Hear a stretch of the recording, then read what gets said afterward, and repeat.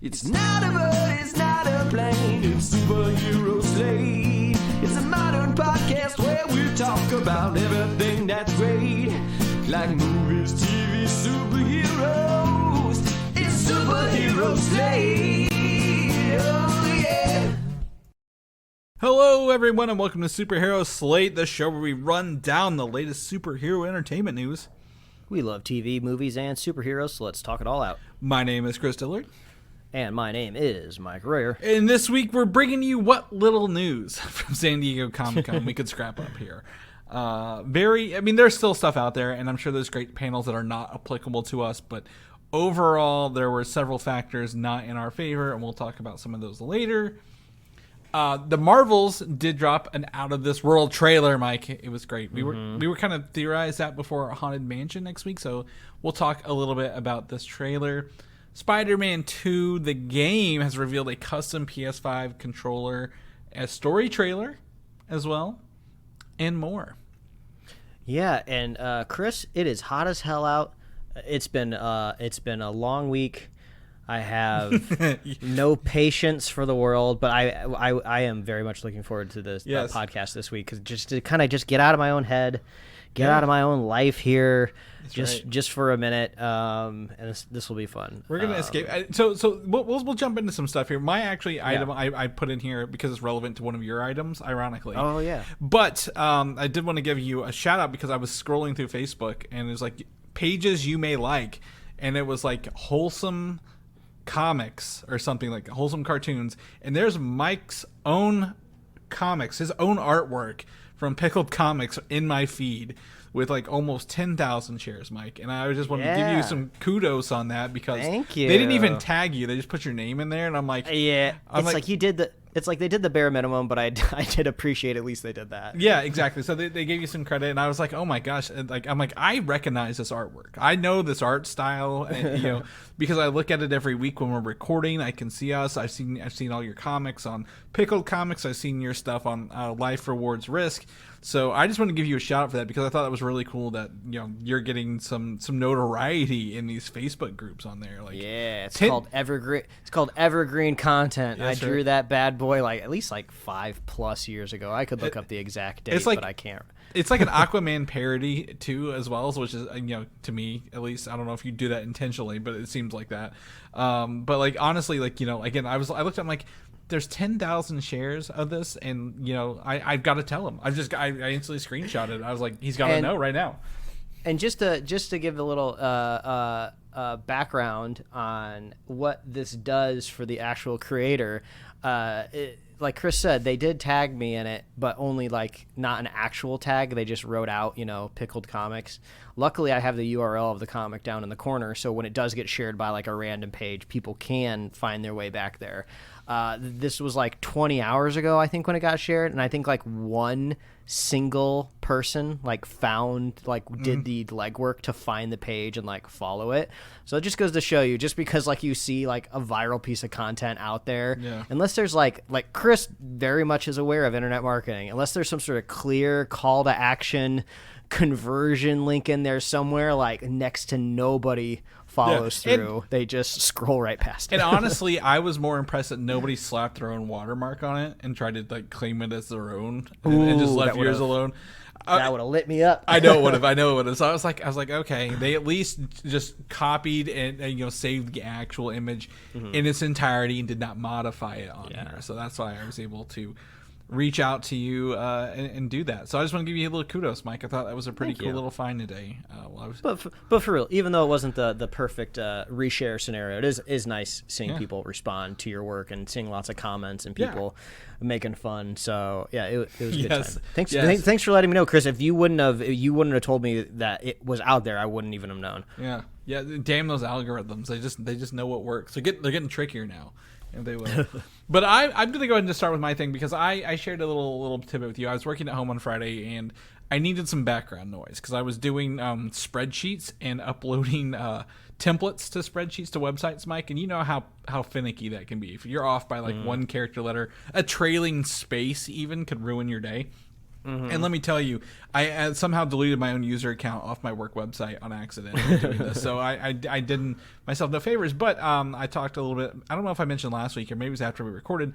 I went and bought a Mickey Mouse television from the late 90s, VHS television, where the ears are the speakers on top of it, Mike, and they are plugged into RCA jacks. I don't know if so they come off easily. Like it's not if you break them off, they're never usable again. Like you're gonna get like replacement ears, which is really cool. So I've been playing like Sega on it or like Super Nintendo, like the old games, the games that were you always played on those VHS things, or I guess not VHS, but like old school tube TVs. And on Friday Friday morning, or maybe it was Thursday night, I dug out my VCR because I'm like, you know what, I want to see. If I can get a VCR working on this thing, I think that'd be hella cool. I only have 3 VHS tapes, and 2 of them are Muppets. The other one is the animated movie Little Nemo's Adventures in Slumberland. I don't know if you know that movie, Mike? Mm-mm.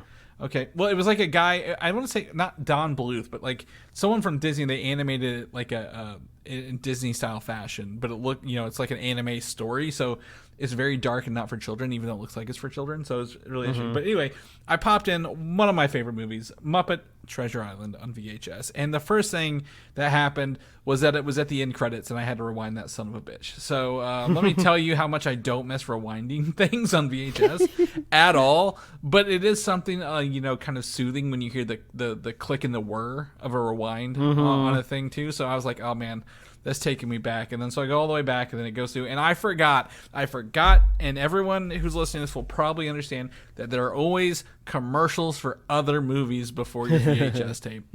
You don't jump into the movie like you do these days right away. So I got to see a trailer for what was Oliver and Company on that. And I forget there was another one. I want to say maybe it was Hercules. I think at the time the animated Hercules movie was in front of this. So I was like, oh, this is cool. How long before the movie starts though? So I get to watch Muppet Treasure Island, and it's just so cool to again, VHSs have lasted, stood the test of time, like 30 plus years old, right? Still being able to play in there and work. Yeah. And you sent a video just through iMessage of it playing, and I was like, I can even tell through the video that the speakers on those mouse ears are actually pretty good. Yeah. It's really funny. If you turn the volume up or volume down, the volume indicator is Donald Duck's feet prints, like his little duck Oh my prints. God, that's awesome. And that's exactly what you want. And he is like at the front of it, so as you turn the volume down, he moves forward or backwards across your screen. It's really cool. I don't understand why something like that doesn't exist on smart TVs nowadays. Right. Like I can retheme like my Roku, right? Yep. So when like the backgrounds or whatever, right? But like changing like the UI to a theme, that should be a thing. Exactly. If people can make Comic Sans their default font on their Android phones, and we should be able to do whatever we want on these TVs because they're running the same thing. So absolutely agree. But I will say the one thing I want to get to kind of wrap up on this, and the whole point of bringing this around is forgetting that old TVs are 4:3 ratio, Mike, instead of 16:9. So this VHS didn't black bar me. It zoomed in. It did the old pan and scan. So it was a full frame 4:3 photo. I'm like, there's a bunch of this movie I'm missing on the sides.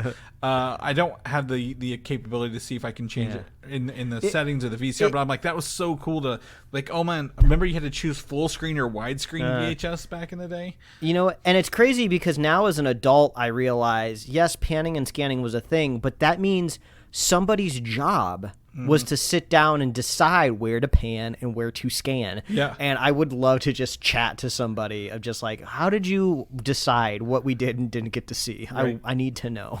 I kind of would want to see the workflow as well, right? Are you doing it live? Are you doing it scene by scene? Like, are you stopping scene by scene? Is it shows in the edit bay? Is it shows after on his way home? I don't know. But like, I was like, I was looking, I'm like, I was really expecting a very small picture with black bars on the top and bottom, and I didn't get it. And that was just really cool, and I was like, I don't feel like I'm missing anything. So it was just a very overall nostalgia-driven experience within like a good hour and a half here. But I love Muppet Treasure Island is one of my favorite Muppet movies by all means, and it was one of the, I believe, the second movie directed by Brian Henson after Jim Henson's death. The first one I believe was Muppet Christmas Carol. And then this one, he took over after Jim Henson died for Muppet Christmas Carol, and then for also Muppet Treasure Island, which is very fun. But you got to go see Brian Henson's newer stuff, Yes, this Chris, weekend, what a wonderful segue. Yeah, out here in Los Angeles, where the Jim Henson's studio lot still exists, is a puppet show called Brian Henson Presents Puppet Up, Uncensored. And what it is about 2 or 3 times a year, they'll invite people on the lot for a ticketed event where they'll do a live puppet show that is totally improvised. So imagine any sort of kind of like improvised show you've ever seen. If you've never seen one live and in person, just imagine whose line is it anyway, right? Where they're asking, suggestions from the audience. Occasionally they'll bring people up on stage and everything, but they do it all with puppets. And all of the puppets are at least original to me, right? I think legally they can't use all of like the Muppets, all of the iconic characters that everyone knows. And there are some shared pieces, though. I'll tell you, just looking at it, I'm like, oh, those noses, those mouths, this is different colors. But absolutely, sorry. But it was really cool because to start the night off, Brian Henson comes up on stage, and I didn't even know he was going to be there. I was just like, and me and my wife had really, really good seats near the front row. And I was just like, I'm like 15 feet or less away from like Brian Henson right now. This is so surreal. I was not expecting to be so close to him. So he comes out on stage. He kind of gives like a short little impromptu history of kind of like Jim Henson Studios and his life and his dad's life and everything like that. Some fun little tidbits that I didn't know about how when his dad, Jim, was sketching Muppets, he knew that he was intentionally creating puppets to be on camera. He never had any illusions that this was going to be like a live show. This was always going to be pointed towards the camera. All the humor plays towards the camera, which you can really see even when the Muppets got really, really big. They're always kind of like breaking the third wall. All of that stuff was intentional. So whenever his dad was sketching out, ideas, he would draw, like Chris, like you were saying, a 4x3 square on a piece of paper. Then he would design the Muppets to fit well within that aspect ratio. So it was a kind of cool setup to say during the live show, not only do you get to see the puppeteers under the puppets working them, but there's also a live camera feed pointed. The camera's like on like a big like 8-foot pole pointed at the top of their hands, and then it feeds the live footage to 2 big screens in the theater. So it's really fun. It's like he describes it as you're watching 2 shows at once. So you can glance up and see how they're like framing all of their puppets and making sure the composition looks good, raising and lowering so the Muppets can like humorously like exit stage left and stuff like that. Then you can see all of them like dressed in black underneath it, like just working the Muppets. And you can see like their hands like delicately moving the rods that like move their appendages. It was so impressive, and on top of that, it was hilarious. Nice. Like when he originally conceived of doing this improv puppet show, none of the puppeteers at Jim Henson Studio were classically trained in improvisation, so much so that Brian Henson didn't even know the word improvisation. I mean, he knew of it, but he kept saying like, oh man, I wish we could get more puppeteers that were better at ad-libbing. And then he would meet somebody and he was like, Brian, that's called improv. What you're describing is improv. He was like, do you think we can teach our puppeteers to improv? So they trained them and they figured it out, and they were all really, really good at it. Nice. So the puppet show was just hilarious. Chris, the next time they do one, I think it might be in the fall. I'm going to make sure I tell you about it because I want to see if maybe you can finagle a way to fly out here so we can go. It was so funny. There was like 3 or 4 bits where they brought people up on stage. One woman got a puppet put on her hand, so you got to see just like a total normie try to figure out how to operate one of the puppets, and I was dying. It was so funny. Then it gives you all of this extra appreciation too for the puppeteers up on stage. So if you're ever in the Hollywood area, or if you want to make sure you're in the Hollywood area, go find Puppet Up out there, like on social media or whatever. There's like a mailing list that you can subscribe to. You gotta go. It's so good. You get to actually go on the lot too. It's not a super huge lot because it's like in the heart of Hollywood. It was built like over like 100 years ago, I think, by Charlie Chaplin. So it's just kind of like this cool like historical like little landmark. But yeah, you gotta go check it out if you have a chance. I saw the 2011 Muppet movie. I understand that the oil barons are trying to take over the Muppet lot. I've seen the Muppet lot myself. Yeah, that's funny because when we walked down, I was just like, hey, this does kind of feel like that one. Because is it which? The Muppets. It's the It's the Jason Segel one, right? Yes. It's just called The Muppets from from 2011. Yeah, it was great. But yeah, absolutely. Yeah, I pulled it up here. I didn't realize Patrick Bristow was the host of this. You know him from remember him from Seinfeld or Mad About You, stuff like that from the 90s. I always remember him. Yeah, he was hilarious. He was a great host. He was the one asking the audience for suggestions, and whenever there was a suggestion that wasn't funny, he would find an even funnier way to turn the people down of just no, that's not what are you doing? So it was great. Yeah, I was gonna say the only thing I'm glad to hear that was good. Obviously, and if anyone knows me, I am a Muppet fan through and through. But after watching the Happy Time murders several years ago and being burnt on R-rated puppets that way, I'm glad to know that this is quality. This is quality stuff like that. So absolutely. And then you've kept on you've avoided the Diablo 4 curse unlike the rest of the world, Mike, by your gaming here. So tell me more about what's going on. Yeah, well, last week I let everyone know that I started digging into Breath of the Wild because I'd recently just acquired a Switch, and now I've dug in even more, and it's really fascinating to kind of see. Everyone already knows that they totally changed the formula of Zelda with Breath of the Wild, right? But it's one thing to be told that; it's another thing to experience it, and it's been so fun because the only thing I knew going in was it's a big open world. You can kind of choose the order you want to do things in, and you don't have a specific weapon that you stay with. You get different weapons throughout your game, and they're destructible and they fall apart and everything. So that's kind of where I was at first, but now things are starting to open up so much more where you can really see the meta game starting to expand. I don't know if you've ever played a lot of Zelda games before in the past, Chris, but there's always a point in every Zelda game where you pass a threshold where rubies are anything. You don't even need them anymore. You just save them up and you have all of them, and you never buy anything with them because once you get good enough at the game, you don't really need the stuff that rubies buy anyway. So in this game, rubies are so scarce. You never get them, and really the only way to routinely have income in the game is to collect things throughout the world and then sell them to different merchants. So money feels so much more valuable in this game, which is really interesting. And if you wear through all of your weapons too much, you almost have to go through a reverse loop to build them back up because you don't raise your personal stats in any way.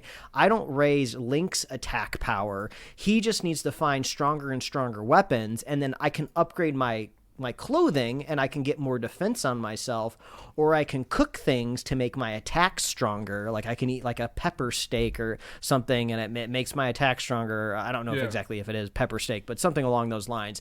So it's kind of cool of just you have a lot of your success determines on what you can find throughout the game. And I've been playing the game for an entire week now. I'm getting pretty deep into it, and I'm just starting to realize now there's no dungeons in this game. It's so weird. It's entirely surface world, right? Temples, isn't it? In those games?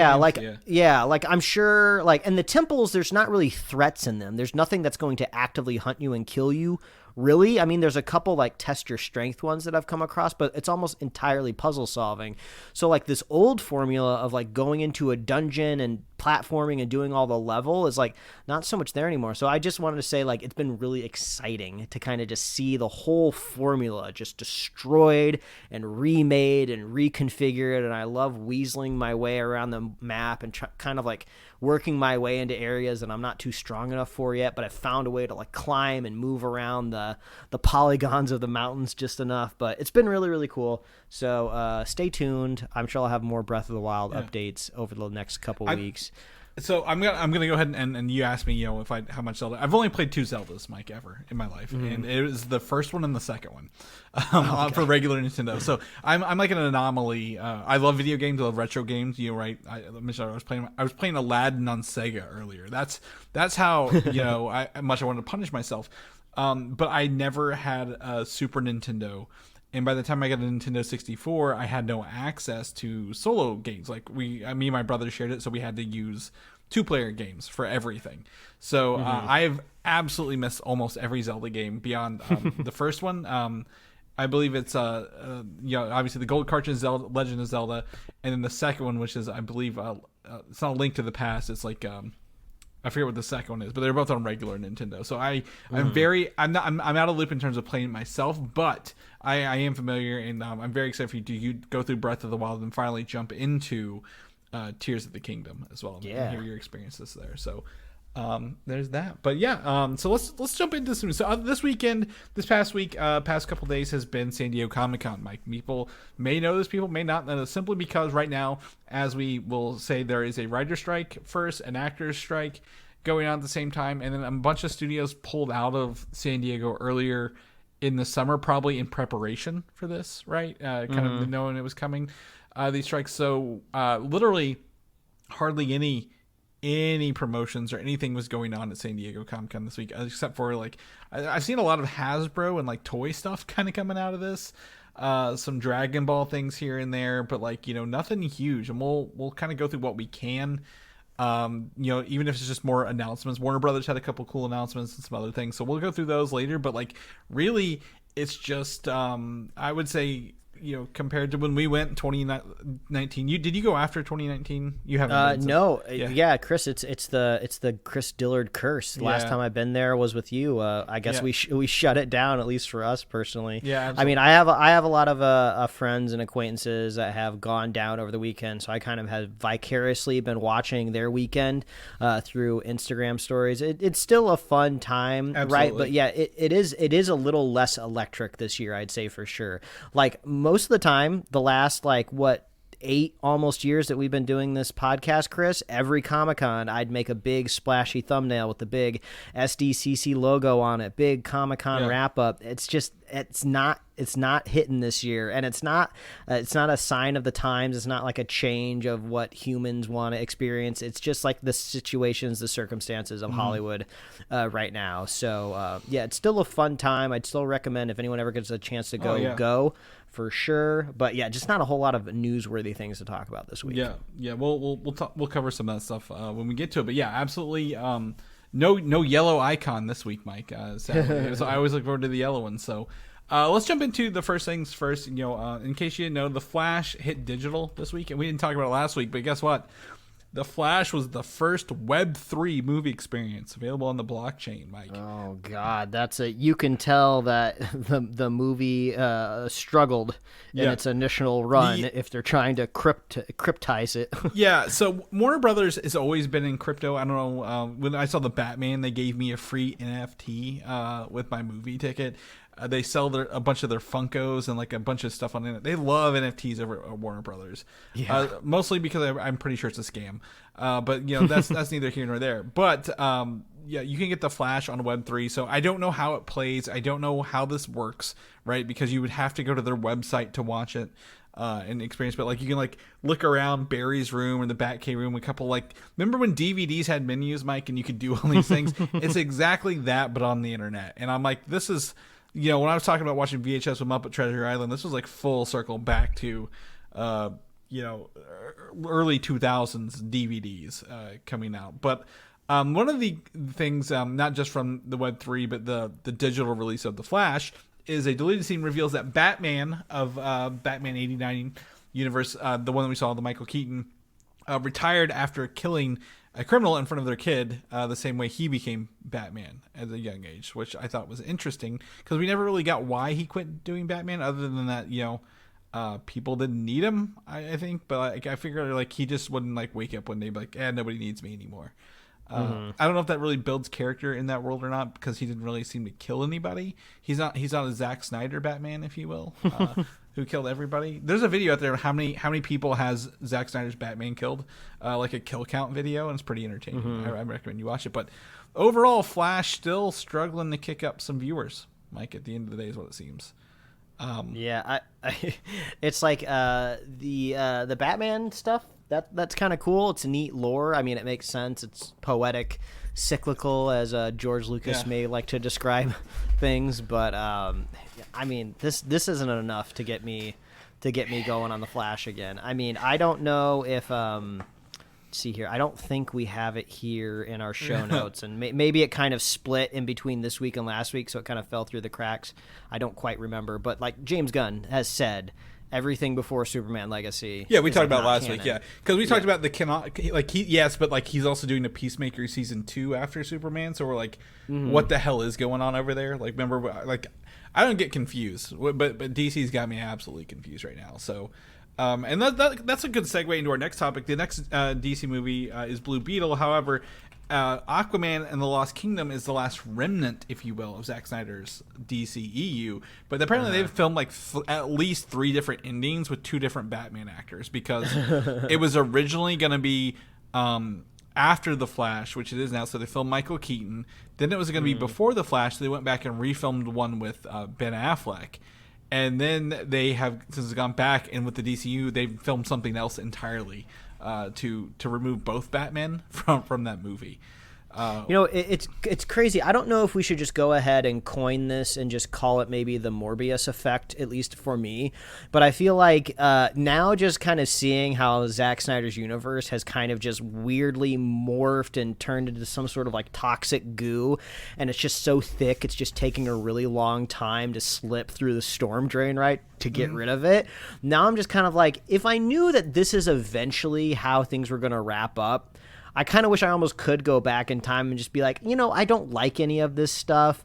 If we knew we were just going to wipe it off the face of the earth, we should have just done that nightmare scenario, movie that he pitched in his Snyder Cut. Like, just give him one more movie to wrap it all up. I'm not going to like it for sure. There's some people out there that would absolutely love it, and they're probably going to have like the script engraved on the inside of their coffin. They'd love it so much, right?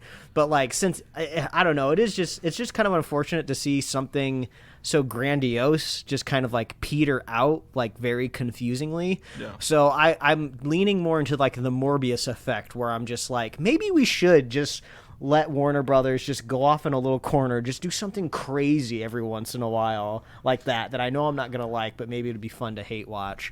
So it is it's a little well, I think it's a little sour. The thing is, and just to push back against you a little bit, I will say James Wan has always done his own Aquaman. Like, even his Aquaman was like, his movie did not adhere to Zack Snyder's Aquaman rules. He said, remember the talking air bubbles and all the other. Yeah. Mera has a British accent, in his movies, but not in the Aquaman movie. So like, I'll give James Wan some credit. Like, maybe this was a post-credit scene or something, but like, hopefully he's been able, between the Amber Heard stuff, the Zack Snyder stuff, and then the James Gunn stuff, maybe he can pull something out of this at the end of the day. Maybe. But I guess I thought possibly with San Diego, even though actors can't be there to promote a movie, I thought maybe they'd at least do a trailer for that, right? Since it's coming out at the end of this year, that they would give us a trailer for this. But really kind of all quiet on the home front. But maybe in August we will get something if they can tap onto the Blue Beetle movie. And we'll talk about something else here in a minute. Remember when we went to San Diego Comic-Con and we sat in on the Batman Beyond panel, which was really cool? Yeah, that was a really fun time. Kevin Conroy was there. I forget the actor who voices Batman Beyond. He was there. I don't remember. Is it Will Friedle? I don't know. Whoever Terry McGinnis voices. I'm pretty sure it's a boy meets girl actor. I'm pretty sure. Oh yeah, you might be right. Either way, but Batman Mask of the Phantasm, the first animated movie from Batman the Animated Series, is coming to 4K for the first time for its 30th anniversary. So I've actually never seen this movie. I've seen Batman the Animated Show, but I've not seen this movie that I know of, or at least recently, where my memory is old enough to grasp onto it. So I'm kind of excited to watch this, in a high resolution format. So thought that was a pretty cool tidbit that leaked out of here, but. We'll jump back into Blue Beetle since I was talking about Batman. I should have rearranged this a little better, but apparently it's tracking very low for opening next month, which is kind of sad. I don't think that's a reflection of the movie itself ahead of time, but that just means people aren't talking about it. And if I told someone, "Hey, do you want to see Blue Beetle next month?" they'd be like, "What the hell are you talking about?" I think at this point, off the street. So. Yeah, exactly. There's just not they don't have that X Factor synergizing moment that they can put in the trailer, right? Like they have Mario Lopez saying Batman is a fascist. I feel like in every single trailer to just kind of remind people that this is the DC universe. But yeah, they don't have any sort of like flashy cameo. I mean, I know this is not the same thing as Spider-Man Homecoming, and Spider-Man Homecoming didn't need a cameo because it's freaking Spider-Man, right? But like you got to see like Iron Man in one of the trailers, right? Even though like Tony Stark wasn't in the movie all that much, like I feel like that's maybe what Blue Beetle needed, right? You know, should we throw in another Wonder Woman cameo? I was gonna say it's at a very precarious spot because again, number one, it was filmed for HBO Max, now it's coming to theaters. It's at the end of the DCEU, but at the start of the DCU, but technically not the first DCU movie. This is just like in a really bad storm of like. How do we feel about this? And I don't think it's its fault. They're trying to, salvage the movie and probably make a cool character. At the end of the day, like his suit looks cool. He's able to make those big buster swords, right? And do a lot of interesting things on the fly. So it'll probably have some pretty cool moments in there, but overall it's just not resonating with the public audiences at the end of the day. And just to be clear, I don't think the movie needs other hero cameos to be a good movie, but I'm just saying they don't have that big spotlight to focus on in the trailer to get butts in seats. Yeah. So yeah, we'll see how it goes. Yeah. People again, like some people don't know. Also, on this note, Warner Brothers refused like 2 days of requested reshoots for this film, and I'm like, damn, that's low. You have no faith in this movie, do you, Warner Brothers? Like they were like, you get no extra money. May God have mercy on your soul when you hit the theater in August. So, I do think though we will probably get an Aquaman trailer before that. I mean, I would feel confident saying that, Mike. You feel pretty good about that? Yeah, it's coming up soon. We got to get something. Yeah, absolutely. It'll be the last movie for that. But the last thing from DC, they did some DC animated announcements, and these only came with title cards, no actual footage, no images or nothing. But DC Animated is doing a Watchmen animated movie, and a Crisis on Infinite Earths is getting an animated film as well, both releasing in 2024. So I can't believe they held off this long on these two movies. Yeah, I mean, the Crisis on Infinite Earth, I mean, like, yeah, that's cool. I mean, I feel like Warner Brothers Animation is on track to eventually cover every big comic book, kind of moment. That's just like the machine working. But the Watchmen, that's interesting, right? Yeah. That's like actually an attempt to make something, on your screen, right? That's maybe a little bit more accurate to the comic, right? So that could be kind of fun. I would love to have seen like what, like even just like a screenshot, a screen grab from the current production of it to see is it going to match the original Alan Moore work, or are they going to modernize it a little bit, like how they've updated the art style on some of the other things from that era. Same with Crisis on Infinite Earths. I would love to see if how they're updating that. But honestly, for the Flash and Arrow trying to do that like 3 times in their shows, right? The Crisis on Infinite Earths, and I think maybe Zack Snyder might have been trying to get there. Like, I'm glad someone is finally getting a full Crisis story to tell out here, and animated. As we mentioned, it's the cheapest way to make something with a lot of characters on screen because you're still drawing the panels, right, or animating the panels. So they can really get all the characters that this entails and tell the story. I was just going to say there is a bit of a caveat I should say on anything that we probably report animation-wise over like the next couple months with all these strikes going on. I guarantee studios left and right going all around town green lighting everything animated, right? Because it's the only thing that can really get off the ground. And if they do their timing right, they can start the animation, and then hopefully like the Screen Actors Guild will be wrapped up, and then they can bring in the voice actors, right, to kind of like maybe like rechange the animation pipeline a little bit and bring them in last. But I wouldn't be surprised if maybe some things that get announced never come to fruition. Like, they'll just like, no, we're canceling that. The live action people are back to work now. Yeah. And I think these two, DC, they're still putting out like 2 movies a year. So I think these are pretty, solid grabs for them. Right. I would just be interested to see if they're going to do part 2, like 2-parters on either of these, because they're such dense stories. Like, most animated movies are around an hour and a half, right? Watchmen and Crisis are both very dense stories with lots of characters, lots of things you have to tell before you just jump into it. So do you think? And it's not a question. I wouldn't be surprised if we find out there's a Watchmen Part 1 and a Watchmen Part 2 coming, and they've kind of extended those out a little bit to do that. I think they sell these directly. I don't think they are like on digital streaming and physical. I don't think they go to streaming right away. Also, just so people are aware, most of the DC anime stuff is for profit rather than for streaming. So they put it out to buy on digital and physical first, and then you can stream it several months later. So don't expect to see these day and date, but I'm excited to see what they come up with for those. On the other side of this, the last year Marvel had 16 announcements at San Diego Comic-Con, Mike. 16 different announcements. This year they had one, and they didn't even have a panel for it. It was The Marvels got a trailer. I don't think that's an indication of any of those 16 projects being in trouble or anything like that. It just means there's no panel this week, right? Everything was off the table several months ago for this, but the Marvels did get a trailer release for this upcoming movie. Seems to be more of a full story trailer rather than the highlight reel. We got the teaser right a couple months ago, and it showcases again Brie Larson's Captain Marvel. We got Monica Rambeau's Spectrum, and then Kamala Khan's Miss Marvel, if you will, and how they're the combination of a Kree hammer and the other Bengal from Miss Marvel have entangled all their light powers together somehow, Mike, and in this big movie where they can change places in a heartbeat, it seems like, by using their powers. Yeah, it makes me think that, I mean, just going purely off a trailer, right, that has to truncate a lot of the explanations that we would see in the full movie. Yep. But they say all of their powers are entangled, and one of them uses it, they like switch places with another one. So as far as we know all of the origins of all these characters' powers. It doesn't make sense for them to be linked at origin.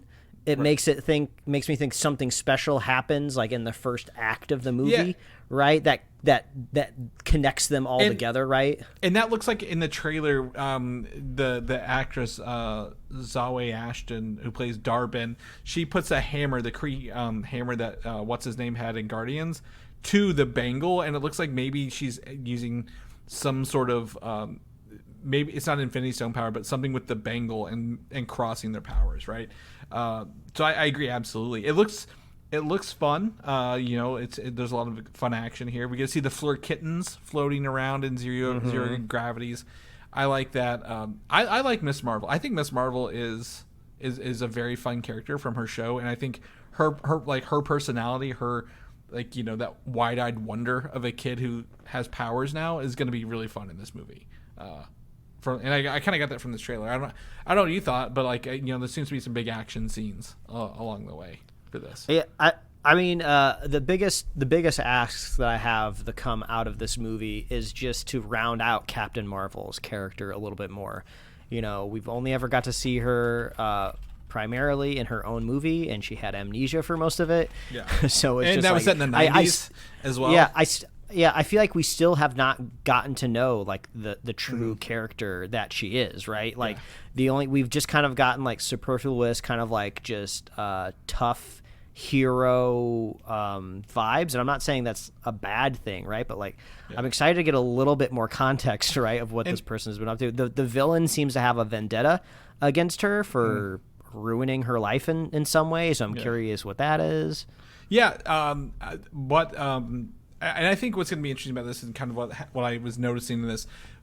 Carol Danvers will probably be, I wouldn't say powerless, but she can't use the full force of her cosmic cube powers at any given time without causing her to switch places with somebody, one of the other two. So I think it's going to be a good character building journey rather than just, like you mentioned, seeing her kind of be just unstoppable because of her power set, right? And kind of probably think outside of the box a little bit for that. I honestly, this is not related to this movie, but I found out a fun fact. The actress who plays the villain in this, Zawe Ashton, she's Tom Hiddleston's wife. Did not know that. Oh, I was like, oh, because there was an article about what did Tom Hiddleston told her, about playing for Marvel, and I was like, why would he talk to her? Couldn't find out they're married. So that's a pretty cool thing.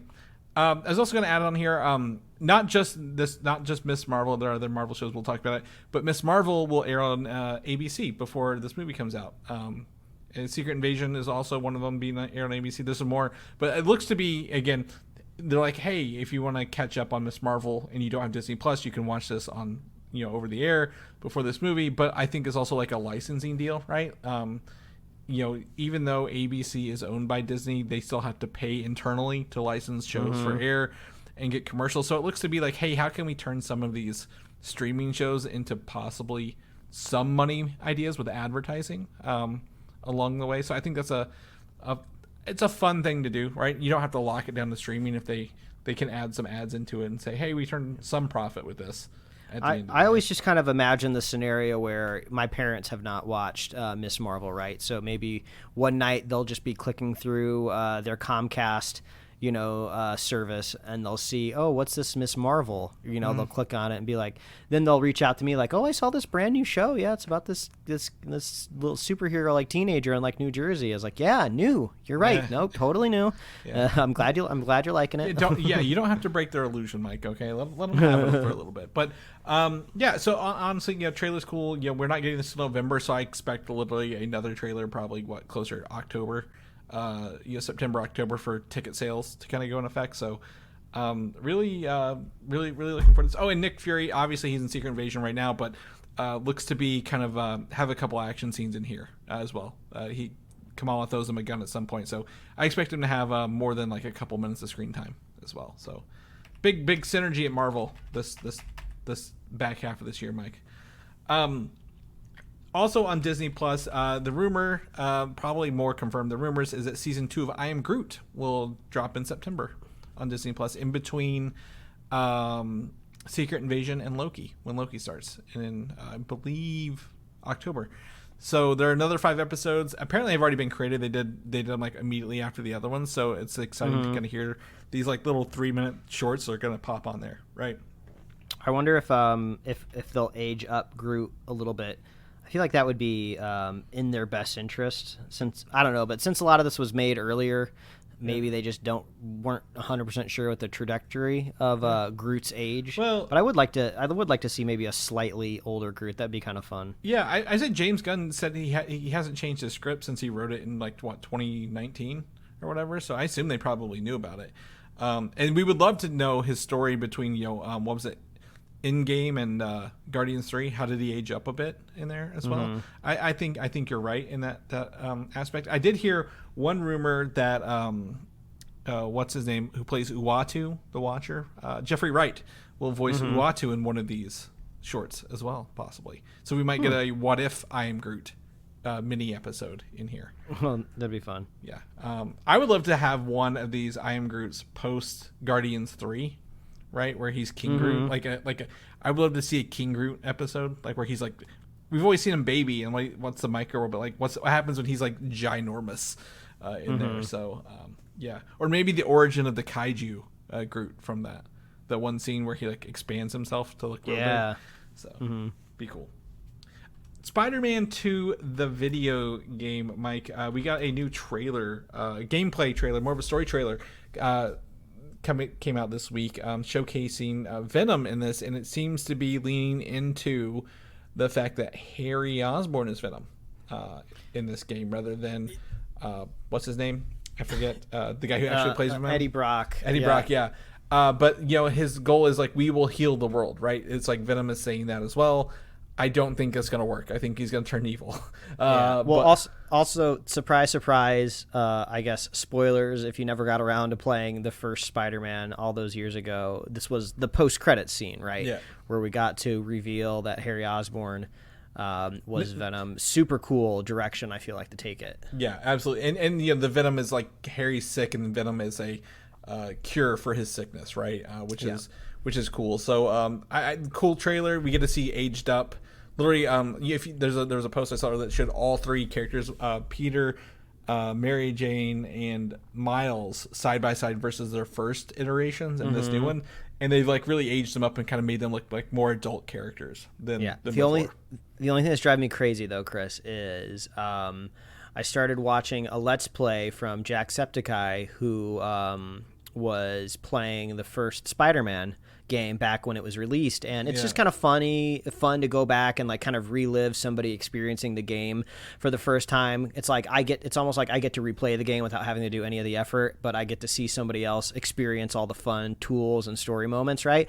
But this was back when they had the old face for Peter, the face that was I would say much more affable, more easy to connect to before they smooth them out. And you watch this trailer, Chris, Harry and Peter look almost identical. Yeah, I they couldn't look tell the either. same. Yeah. To like, I don't understand how that gets through the creative development process, right? You know, they start working on Harry, they start drawing different interpretations. At what point they had to have this character lined up next to Peter at some point in time? Did nobody in any room go, "Hey, these two guys look very, very similar. Is there anything that we can do?" Like, no. So like, it's not going to be like that big of a deal overall, right? You know, once I get into the game, I'm going to be having a lot of fun. But this trailer does a really, really, really good idea getting me to emotionally connect to this new story, right? And they're so good at narrative storytelling in these Spider-Man games. Like, I feel like I'm just going to be taken out of it every time Harry and Peter are on screen together. It's like, you just look like the same generic kind of like pre-pubescent but adult like guy. Yeah, and hopefully maybe the game is a little different when you're watching the game and not like a recorded cutscene, right? Hopefully, I mean, that's my goal. I'm ever the optimist here, but I agree. He does look. They did look very similar. It took a second for me to be like, oh yeah, which one's which? If you look closely, I think it was a side by side of him, or like him and his dad, the Harry and Norman scene. That they still, he looks a lot like him too. But I'm like, maybe it's just this world. Like they all just look the same. But I miss the original Peter face. There was technical reasons to change the face in the remastered version, and they carried the remastered into this one. So totally understand. The remastered edition is actually running on some code from this game, by the way. It's like some back generated code. So, but anyway, the other big part of this is obviously it's a Spider-Man game. It's a Sony property. They even own the studio that made this game. So of course you're going to get custom PlayStation 5 and a custom controller sold separately out of this. And what's cool about PlayStation 5s, Mike, and you know this, they're just plates around the body. You can swap them out. They're plastic plates, hot swap. So hopefully someone releases, or Sony even releases just the plates, not the whole PlayStation for this. Because I would buy the controller and the plates, but I'm not buying a brand new PlayStation 5 to get the Spider-Man version of this. But it's kind of muted, right? It's like very muted in terms of Spider-Man color and tone. Like you kind of mentioned, you wanted more Venom. It's very black, and then there's a little bit of red and white. I was kind of hoping maybe we get the Venom logo instead of the Spider-Man logo on it, but I don't know. Maybe this, if you're into the market for a PlayStation 5, this looks to be like the cool way to go, and those pre-sales go online this week. But I might pick up that controller. I always could use a second controller for that. Shifting gears, or while staying in the same lane for video games, did you check out the official reveal of Mortal Kombat 1's Combat Pack 1, their DLC, including Peacemaker, Homelander, and Omni-Man as characters for this game? The superheroes for all the edgelord teenage boys out there, right? Yes. You know, like if you go up to somebody and say, "Oh, my favorite superhero characters are Homelander, Omni-Man, and Peacemaker," it's like, okay, I think maybe we need to watch you a little bit more carefully. You are now on a list from the government, so yeah, keep an eye on the internet search history, right? Yeah. I love all those characters too, right? But like your trench coat looks great, by the way. But yeah, so like they're not superheroes. They're heroes, but they're villains, and they're right. But yeah, so the replayable characters, they really went. They didn't do the cartoon style for Omni-Man. They went with the more realistic approach to him, right? Because Homelander and Peacemaker, obviously, they look like they're actors, respectively. Omni-Man's a cartoon. They lifed him up, but they did confirm that J.K. Simmons will voice Omni-Man in this. So that makes me lead to think that Homelander and Peacemaker will also have their actors do their voices for this as well. Yeah, that would be cool. Yeah, this game's coming up around the corner pretty soon. I'm very excited to kind of get my hands on this game. I've loved the last two Mortal Kombat, last three, I guess, but I really got into 11 quite a bit, especially with their DLC. So I'm excited to see what they're bringing to the table here, because I'm pretty sure after Mortal Kombat 1, NetherRealms will be doing another Injustice video game, the fighting game for the DC heroes. We'll come back to that. But staying in the realm of Invincible, Amazon did a trailer this week revealing season 2 will be in November for Invincible, Mike, after all this time. Several years, apparently, I guess. It hasn't felt as long as it is at the end of the day, I would say. But, if you like Invincible, season 2 will come. The cool thing about Invincible is Amazon's just throwing money at the voice acting cast left, right? And you can see at the end of this, they go through like dozens upon dozens of voice actors or actors bringing their voices to the show, and that was really cool.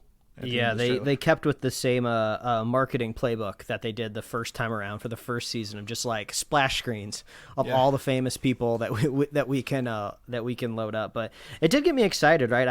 I loved Invincible. I loved season 1, but I haven't really been, anticipating the next season all that much. So the trailer got me hyped for it for sure. Yes, and for those who are also hyped, they announced and dropped on, I think, Thursday or Friday night, an Adam Eve special on Prime. So it's a one shot of Adam Eve, the love interest of the Invincible character.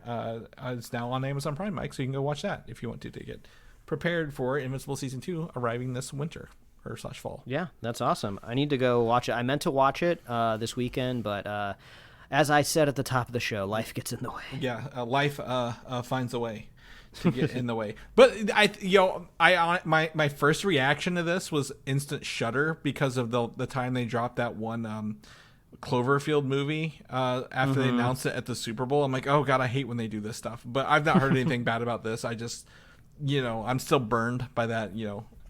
5, 6, 7, 8 years later. So, yep, on Prime. Cool thing, I know you're a Turtles fan, Mike, and the original animated series that started in the 80s, I think 87 through 90 something, or 89 through 96, one of the two. Nickelodeon has secured the rights to those again, or I guess maybe for the first time. So they will be airing the original animated series on Nickelodeon channels this month, including their YouTube and Pluto TV, not just over the air or cable channels. That's awesome. That's my childhood in a nutshell. All the action figures that stem from that show as well. The cool thing, if you didn't know, folks out there, usually when animated movies come to theaters, right, there's a good chance if you live in a larger market, you can just Google to see if the movie is releasing sooner in your area. It comes out in 2 weeks, and I'm gonna get a chance to see it a whole week early because they just do that sometimes to like drive up hype for these movies. So I'll get to see it a week early. And you also live in a market that depends on movies right now. So yes, I'm envious of that because they do not do that here in the Midwest at all. Occasionally I'll get a fan event, but like you got to pay extra for that shit. Yeah. So tune in on next week's podcast, and I'll give some early impressions and thought of Mutant Mayhem. Also, on that note, just because we talked about it earlier, the actor and writing strike, people asked, is it bad to go to the movies because they're on strike? No, it's not.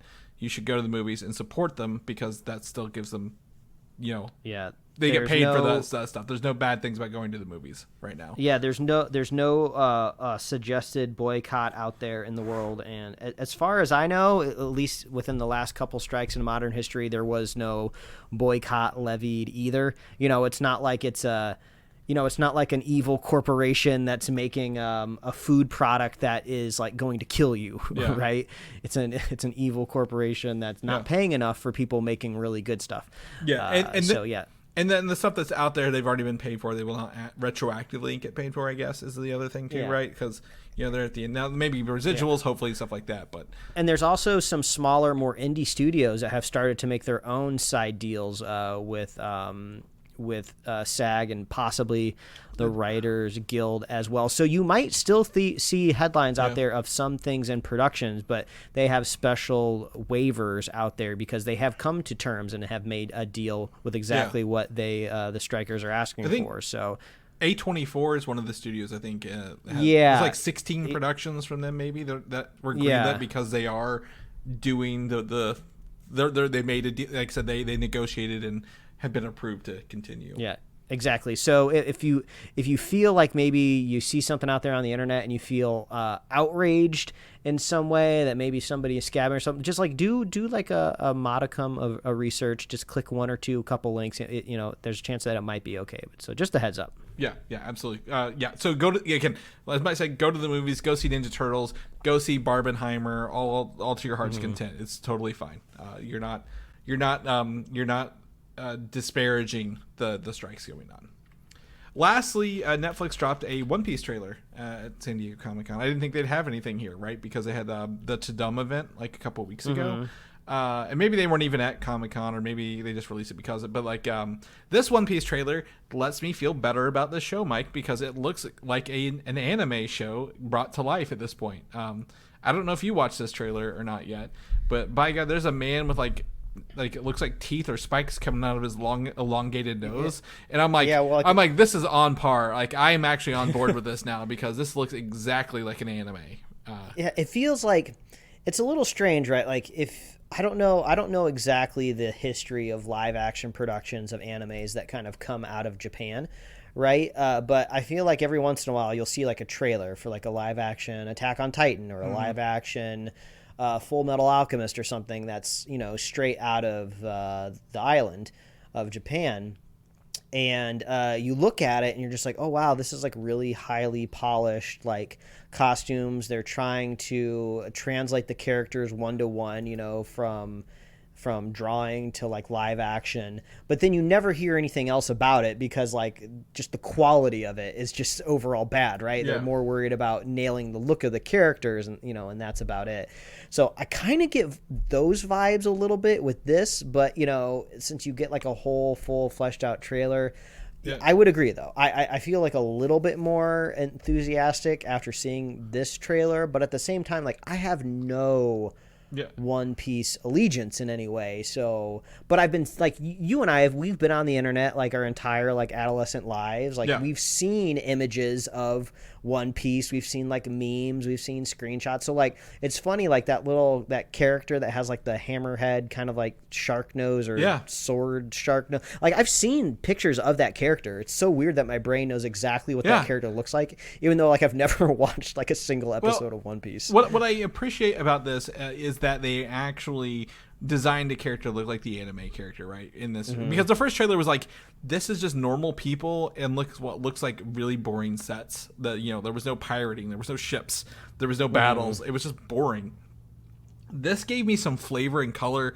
The character Luffy, I believe he says his name here. I've been pronouncing it Luffy. It's Luffy. He has his like little rubber arms, right? He's got his little elasticity kind of going on here. There's another dude with a sword, like jumping around in, like a suit that's very like with the anime hairs kind of going on. I'm like, okay, this feels like there's more to this. That first trailer was just cut so bad and so bland.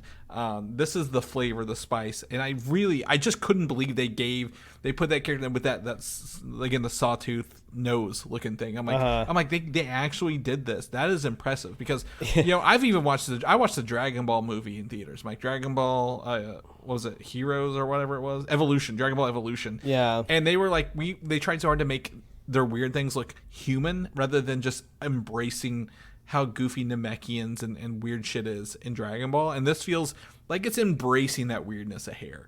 So I'm hopefully the fighting abilities, maybe there's more villains, and this is like kind of early on. We're gonna see more of these things, despite the fact I don't know what the hell they're doing. Other than at the start of the show, I said I watched Muppet Treasure Island, so I know they're after some treasure on the high seas. So actually, Chris, I'm glad you brought that up because for some reason, like I said, One Piece is out there and it has proliferated, even though I've never seen any of it. I was scrolling through TikTok late one night and I came across just some random guy who was like, I'm going to explain to you what the Grand Line is, which is the thing that like they all sail on, or the path that they're all following in One Piece. And I was just so engrossed in watching this guy explain what it was, even though I've never watched any of this before. And if I remember correctly, all of these pirates are trying to find like this grand treasure that this big old popular pirate, infamous pirate, like buried somewhere. Ready Player One. Okay. And he buried it at the end of the Grand Line.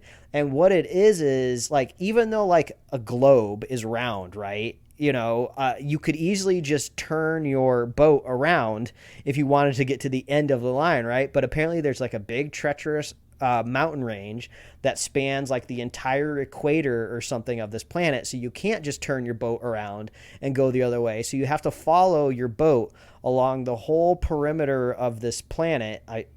I'm sure it's like coded as Earth in a way, right? So you have to sail all the way around Earth, but like there's these different weather patterns that mean you can't sail outside of this line. And if you go too far outside of the line, you're leaving the safety of all of these like little inhabited islands where you can get supplies.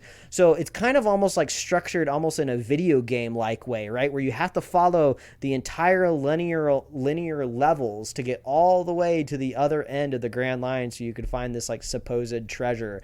But I'm sure there's some One Piece aficionado right now that's like listening to me and like, Mike, you have no idea what you're talking about. You're doing third-hand reporting. You're doing pretty good. You're I'm looking at the map right now of this world. It's pretty good. It's like you're doing third-hand reporting from some rando you saw like on TikTok, right? But like that is one thing that they've always been amazing at in animes, right? I feel like the Japanese culture has just really keyed into premises, right? They love premises on all of their stories. They want to find some sort of structure, scaffolding to build their stories around, right? So this is just another one that's like kind of fun to imagine. And it's crazy because the only other thing I know about One Piece, Chris, is that it's been going on forever. So I would love to know theoretically how far that they've made it across of this Grand Line. Like if I was to watch the newest episode of One Piece or to read the latest issue of One Piece, how much of this Grand Line have they traversed, right? Are they past 50% yet? You know, are they 80% of the way there? I'd love to know. So just yesterday, July 22nd was the 26th anniversary of the first publication of One Piece in oh my gosh, in Shonen Jump, which is known for running Dragon Ball and Naruto and all these other mangas. I think Yu-Gi-Oh too, I think. Yeah, like all these mangas, you know, if you're in Shonen Jump, you've got the audience, right, in Japan. So it is, I believe, the longest running manga at this point. I know Dragon Ball's been around longer, but like it has been going consistently since 1997. Yeah. So this is a good point. How does this go? Like, let's just say theoretically this One Piece live action show finally breaks the live action anime curse, right? Everybody loves it. It becomes the next Stranger Things on Netflix. It makes it past the third season curse, and it maybe even goes as long as like Orange is the New Black, which I think is their longest running show Netflix has ever made. I think it's like maybe 7 seasons or something like that. Do they write an ending for this show, right? Like at some point in time, the live action show can never go as long as the other adapted materials out there. So I'd like to live in a world where we do get to see the end of One Piece in some version of it. Yeah. That'd be fun. Let's see here. In June 2022, the writer announced that the manga would enter a 1-month break to prepare for its 25th anniversary in its final saga. So apparently they're coming up on that. Originally it was playing the last 5 years, but and they already playing the ending. But so it looks like we might, you know, in the next 10 years maybe get to the end of this. I'm looking at One Piece maps right now. Just I'm getting invested in the lore, even though I've never watched this show. That's why I leave some of these fun things at the end, because then we kind of get into them a little bit. There's the Red Line. There's the New World, the Grand Line Paradise. There's these mountain ranges. There's all of these like lines and arrows and red bullet points that people are. Ooh, here's a full color one. Oh, that's kind of fun. There's like these other islands up there. Oh yeah. I'm having fun. I'm having fun right now. Yeah. Chris. So we might do some research on this, but yeah, there is a manga, there's an anime, and there will be a live action series on Netflix. I assume that, I'm going to cross my fingers, Mike, the same love and care that's been given to this, from what we can just tell from the trailer, now it's not assuming the final product, is also given to their, what's it called? Avatar, The Last Airbender show, right? Because... Oh, God, please. Like, that is kind of like... One Piece is fine, it's got its audiences. Netflix loves adapting anime and manga stuff, but, like, Avatar, The Last Airbender, I think, is a make or break for them, right? They can't have too bad live-action adaptations of that show. And I gotta hope the fact that I feel like they're banking more on Avatar: The Last Airbender. They've built out a whole studio. There's novelizations, comic books. Like the animated show was so popular, it's been able to branch off so many other things. So I got to imagine they got to approach it holistically in a different avenue. Yeah, but One Piece will kind of be, for me, a litmus test of that, right? Because, to see how they're doing and what they're doing with this. But, yeah, I did not think we talked 10 minutes about One Piece, that's for sure, on this show. But, you never know. You never know on the Superhero Slate. But, yeah, that's our last bit of news for this week. So, people know what you're up to, what you're doing. Where can they read your comics? Not just your new ones, but all your comics, Mike. I want people to see your history of our, because you've been doing it for a while. This isn't new. They need to know. Yeah, just follow me at Mike Royer Design on Instagram, Twitter, TikTok, and Threads. I always have links in my bios where you can kind of like rummage through and find out where all my stuff is. But pickledcomics.com is where I have all of my comics over like the last 10 plus years now. My new comic is liferewardsrisk.com. I have a Tumblr page where they all live there simultaneously, so that could be a fun deep dive, just endless scrolling as you go back in time and watch my my humor degrade until you see my very first comic I ever made. But yeah, go check that out. I'd really appreciate that. Chris, if people want to check you out, see what you're doing, where can they find you? You can find me on Instagram, FallDan87. You can check out my Mickey TV when I was playing Aladdin. I put it on there this week. Yeah. And let me know what you think of that. Also, find me on video games with the same names. But if people know about the show, come back, listen to our episodes. We'll probably... Blue Beetle is probably our next superhero review for that, or anything else? Yeah, I would say tune in next week. We're going to be talking about the finale of Secret Invasion that wraps up on Wednesday, so that'll probably be the big theme of next week's episode, and hopefully I will have seen Mutant Mayhem by then. Don't ruin it. Don't ruin it for me, Mike. I won't ruin it. But if you want to keep up with everything that we're doing, head over to superheroslate.com. It's the best place to find all the avenues we host our show. To get our awesome show notes, we got a lot of trailers in this week's show, so head on over to our show notes and click on all those fun little links. We're on Apple Podcasts, YouTube, Spotify, wherever else you love to listen to podcasts. Like us on Facebook, follow us on Twitter and Instagram, and get merch. superheroslate.com/store. We love hearing from you. Please reach out. Let us know what you're watching, what you're reading. Do you understand One Piece? Because I don't. Maybe you can give me. Let me know how close I was. We both don't know this. Don't assume I know anything either. This is too much of an in-depth Google. I just want to know how far they've traversed this grant. I know there's a theoretical line. I just want to know how far they've traversed it. And I know this is anime, so I know that they've made it a certain length, and they've probably been kicked back more than a few times back to the very beginning, or they've had to do a quest back at the very beginning. I would just love to see the loops and the nuances and everything like that. I don't know how to Google that stuff, so you have to reach out and just like tell me what I want to know. So yeah, reach out, let me know. We love our super fans, so if you want to be a super fan of Superhero Slate, it's very easy to do. All you have to do is share the show with a friend, share the show with a buddy, and we will be here every week, folks. That's right. We'll catch you guys next week. Bye. Thanks for listening, and don't forget to subscribe.